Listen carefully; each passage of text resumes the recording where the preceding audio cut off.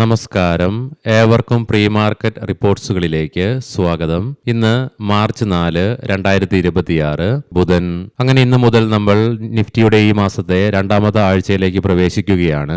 Middle ഈസ്റ്റിലെ പ്രശ്നങ്ങളൊക്കെ അതിരൂക്ഷമായി തന്നെ തുടർന്നു പോയിക്കൊണ്ടിരിക്കുന്നു. കൂടാതെ ഹോർമോസ് കടലിടുക്കുമായി ബന്ധപ്പെട്ട് പുതിയ ഡെവലപ്മെന്റ്സുകൾ വരികയുണ്ടായി. മാത്രമല്ല, ഇന്നലെ ഇന്ത്യയിൽ നിന്നും റിലീസ് ചെയ്യപ്പെട്ട പ്രധാനപ്പെട്ട മാക്രോ ഇക്കണോമിക് ഡാറ്റകളുടെ റിസൾട്ടും, മാത്രമല്ല ഗ്ലോബലി നടക്കാനിരിക്കുന്ന പ്രധാനപ്പെട്ട ഇവന്റുകൾ തുടങ്ങി എല്ലാ കാര്യങ്ങളും വിശദമായി തന്നെ നമുക്ക് ഈ വീഡിയോയിൽ പരിശോധിക്കാം. ഫിനാൻഷ്യൽ, ഓട്ടോ, കൺസ്യൂമർ ഡ്യൂറബിൾസ് തുടങ്ങി വിശാലമായ എല്ലാ മേഖലകളിലും ഉടലെടുത്ത അതിശക്തമായ ഇടിവിനെ തുടർന്ന് തിങ്കളാഴ്ച ഇന്ത്യൻ മാർക്കറ്റിന് 1.25% നഷ്ടത്തോടുകൂടി തന്നെ വ്യാപാരം അവസാനിപ്പിക്കേണ്ടതായിട്ടും വന്നു. മാത്രമല്ല, വിദേശ ധനകാര്യ സ്ഥാപനങ്ങൾ ഇന്ത്യൻ ക്യാഷ് മാർക്കറ്റിൽ 3295.64 കോടി രൂപയ്ക്ക് സെല്ലിംഗ് ആണ് നടത്തുകയുണ്ടായത്.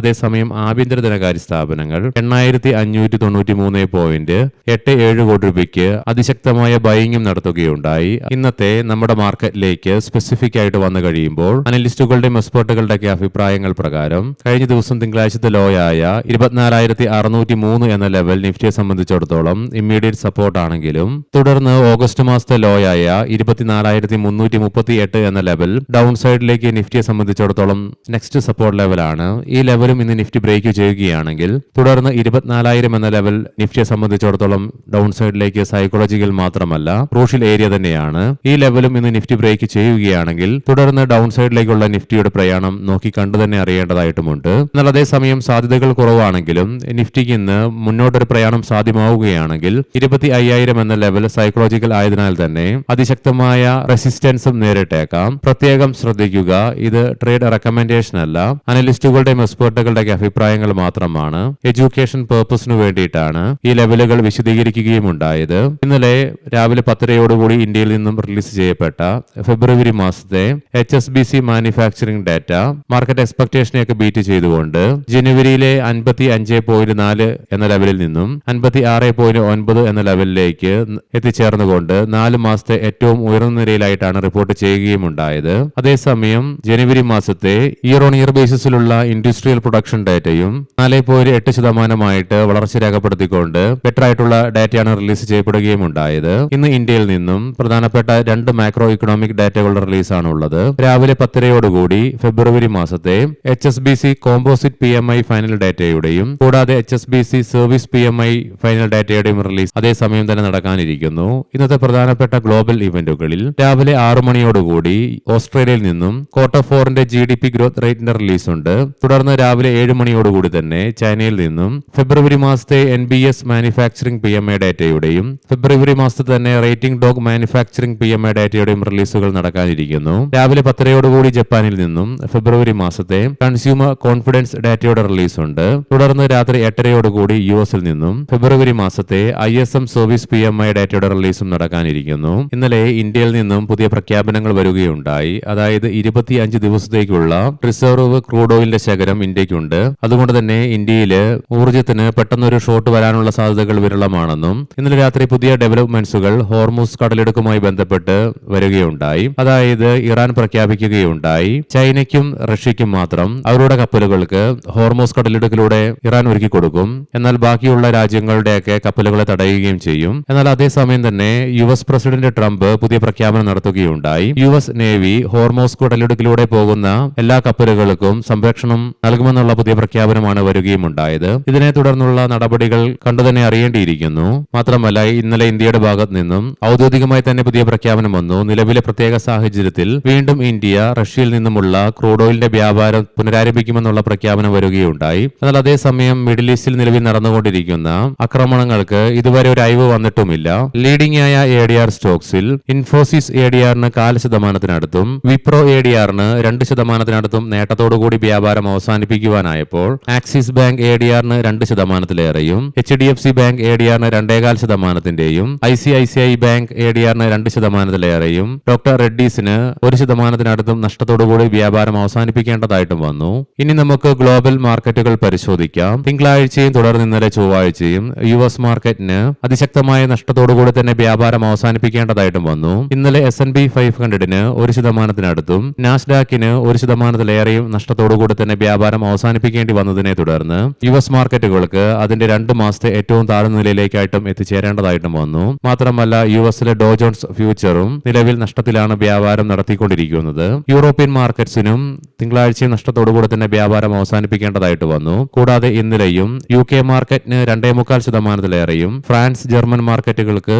3.5%-ലേറെയും നഷ്ടത്തോടുകൂടി തന്നെ വ്യാപാരം അവസാനിപ്പിക്കേണ്ടതായിട്ടും വന്നു. നിലവിൽ ഗിഫ്റ്റ് നിഫ്റ്റിയിലും 500-ലേറെ പോയിന്റുകളുടെ ഇടിവാണ് അനുഭവപ്പെടുന്നത്. അതുകൊണ്ട് തന്നെ ശക്തമായ ഒരു ഗ്യാപ് ഡൗൺ ഓപ്പണിംഗ് ഇന്നും നമ്മുടെ മാർക്കറ്റിൽ എക്സ്പെക്ട് ചെയ്യേണ്ടതായിട്ട് വരും. ഏഷ്യൻ മാർക്കറ്റ്സിൽ ഇന്നലെ ഇന്ത്യൻ മാർക്കറ്റിനെ പോലെ തന്നെ തായ്ലൻഡ് മാർക്കറ്റിനും ഇന്നലെ അവധിയായിരുന്നു. അതേസമയം ഇന്നലെ വ്യാപാരം നടത്തിയ മാർക്കറ്റുകളിൽ തായ്വാൻ മാർക്കറ്റിന് ഫ്ളാറ്റായിട്ട് വ്യാപാരം അവസാനിപ്പിക്കാനായപ്പോൾ ബാക്കി എല്ലാ മാർക്കറ്റുകൾക്കും അതിശക്തമായ നഷ്ടത്തോടുകൂടി തന്നെ വ്യാപാരം അവസാനിപ്പിക്കേണ്ടതായിട്ടും വന്നു. കൂടാതെ ഇന്ന് രാവിലെ വ്യാപാരം പുനരാരംഭിച്ച ജപ്പാൻ മാർക്കറ്റ് 2.5%-നടുത്ത് നഷ്ടത്തോടു കൂടിയിട്ടാണ് വ്യാപാരം ആരംഭിച്ചിരിക്കുന്നത്. കൊമോഡിറ്റിയിലേക്ക് വരുമ്പോൾ ബ്രെന്റ് ക്രൂഡിന്റെയും ക്രൂഡ് ഓയിലിന്റെയൊക്കെ വിലയിൽ എടുത്തു പറയേണ്ടതായിട്ടുള്ള ആവശ്യമില്ല. അതിശക്തമായ ഉയർച്ചയാണ് അനുഭവപ്പെടുന്നത്. ബ്രെന്റ് ക്രൂഡിന്റെ വില $81.91 പെർ ബാരൽ എന്ന നിലയിലേക്കും ക്രൂഡ് ഓയിലിന്റെ വില $74.95 പെർ ബാരൽ എന്ന നിലയിലേക്കും എത്തിച്ചേർന്നു. എന്നാൽ ഗോൾഡിന്റെ വില തിങ്കളാഴ്ച നമ്മുടെ മാർക്കറ്റ് അടച്ചതിന് ശേഷം ഇടിവ് രേഖപ്പെടുത്തിയെങ്കിൽ കൂടിയിട്ടും നിലവിൽ 1.25%-നടുത്ത് ഉയർച്ചയാണ് ഗോൾഡിലും അനുഭവപ്പെടുന്നത്. തൽഫലമായി ഗോൾഡിന്റെ വില $5139.18 പെർ ഔൺസ് എന്ന നിലയിലായിട്ടാണ് വ്യാപാരം നടത്തിക്കൊണ്ടിരിക്കുന്നതും. ഇനി നമുക്ക് സ്പെസിഫിക് ആയിട്ട് നിഫ്റ്റിയുടെയും ബാങ്ക് നിഫ്റ്റിയുടെയും ടെക്നിക്കൽസിലേക്ക് പ്രവേശിക്കാം. ഇന്നത്തോടുകൂടി നിഫ്റ്റിയുടെ ഈ ആഴ്ചയിലേക്കുള്ള വീക്ക്ലി കോൺട്രാക്ട്സിൽ ഏകദേശം ഓപ്പൺ ഇൻട്രസ്റ്റുകളൊക്കെ ക്രിയേറ്റ് ചെയ്യപ്പെടുകയും ചെയ്യും. എങ്കിലും നിഫ്റ്റിയുടെ PCR 0.74 എന്ന നിലയിലും മാക്സ് പെയിൻ 25,000 എന്ന ലെവലിലുമായിട്ടാണ് നിലകൊള്ളുന്നത്. തിങ്കളാഴ്ച നേരിടേണ്ടി വന്ന അതിശക്തമായ ഗ്യാപ് ഡൗൺ ഓപ്പണിംഗിനെ തുടർന്ന് 152 പോയിന്റുകളുടെ ബെയറിഷ് ഗ്യാപ്പ് നിലനിൽക്കുമ്പോഴും ലോവർ ലെവൽസിൽ ഉടലെടുത്ത ബൈയിങ് ഇൻട്രസ്റ്റിനെ തുടർന്ന് ഗ്രീൻ ക്യാൻഡിലാണ് നിഫ്റ്റിയുടെ ഡെയിലി ചാർട്ട്സിൽ നിന്നും കാണുവാനായിട്ടും സാധിക്കുക. എങ്കിലും നിഫ്റ്റിക്ക് അതിന്റെ എല്ലാ കീ മൂവിംഗ് ആവറേജുകളുടെ താഴെയായിട്ടും വ്യാപാരം അവസാനിപ്പിച്ച് തുടരേണ്ടതായിട്ടും വന്നു. RSIയിലും കനത്ത ഇടിവ് രേഖപ്പെടുത്തിയതിനെ തുടർന്ന് 35.48 എന്ന ലെവലിലേക്കും എത്തിച്ചേർന്നു. വീക്ക്ലി ഓപ്ഷൻസ് ഡാറ്റ പ്രകാരം 25,500 എന്ന സ്ട്രൈക്കിലാണ് ഏറ്റവും കൂടുതൽ ഓപ്പൺ ഇൻട്രസ്റ്റ് കോൾ സൈഡിലേക്ക് കാണുവാൻ സാധിക്കുന്നതെങ്കിലും 25,000 എന്ന സ്ട്രൈക്കിലാണ് ഏറ്റവും കൂടുതൽ കോൾ റൈറ്റിംഗ് നിലവിൽ കാണുവാനായിട്ട് സാധിക്കുക. അതേസമയം 24,500 എന്ന സ്ട്രൈക്കിലാണ് പുട്ട് സൈഡിലേക്ക് ഏറ്റവും കൂടുതൽ ഓപ്പൺ ഇൻട്രസ്റ്റ് നിലവിൽ കാണുവാനായിട്ട് സാധിക്കുന്നത്. അതേ സ്ട്രൈക്കിൽ തന്നെയാണ് ഏറ്റവും കൂടുതൽ പുട്ട് റൈറ്റിംഗും നിലവിൽ കാണുക. ബാങ്ക് നിഫ്റ്റിയുടെ PCR 1.01 എന്ന നിലയിലും മാക്സ് പെയിൻ 61,000 എന്ന ലെവലിലുമായിട്ട് നിലകൊള്ളുന്നു. ബാങ്ക് നിഫ്റ്റിയിലും നിഫ്റ്റിയുടേതുപോലെ തന്നെ അതിശക്തമായ ഗ്യാപ് ഡൗൺ ഓപ്പണിംഗിനെ തുടർന്ന് 261 പോയിന്റുകളുടെ ബെയറിഷ് ഗ്യാപ്പ് നിലനിൽക്കുമ്പോഴും ലോവർ ലെവൽസിലൂടെടുത്ത ബൈയിങ് ഇൻട്രസ്റ്റിനെ തുടർന്ന് ഗ്രീൻ ക്യാൻഡിൽ തന്നെയാണ് ബാങ്ക് നിഫ്റ്റിയുടെ ഡെയിലി ചാർട്ട്സിൽ നിന്നും ദൃശ്യമാകുന്നത്. എങ്കിലും ബാങ്ക് നിഫ്റ്റിക്ക് അതിന്റെ ഷോർട്ട് മിഡ് ഡേ മൂവിംഗ് ആവറേജുകളുടെ താഴെയായിട്ട് വ്യാപാരം അവസാനിപ്പിക്കേണ്ടതായിട്ടും വന്നു. എങ്കിലും 100 ഡേ 200 ഡേ EMIക്ക് മുകളിലായിട്ടും നിലനിൽക്കുവാനും സാധിച്ചു. RSIയിലും കനത്ത ഇടിവ് രേഖപ്പെടുത്തിയതിനെ തുടർന്ന് 44.06 എന്ന ലെവലിലേക്കും എത്തിച്ചേരുകയും ഉണ്ടായി. മന്ത്ലി ഓപ്ഷൻസ് ഡാറ്റ പ്രകാരം 61,000 എന്ന സ്ട്രൈക്കിലാണ് കോൾ സൈഡിലേക്ക് ഏറ്റവും കൂടുതൽ ഓപ്പൺ ഇൻട്രസ്റ്റ് കാണുവാൻ സാധിക്കുന്നതെങ്കിലും 60,000 എന്ന സ്ട്രൈക്കിലാണ് ഏറ്റവും കൂടുതൽ കോൾ റൈറ്റിംഗ് നിലവിൽ കാണുക.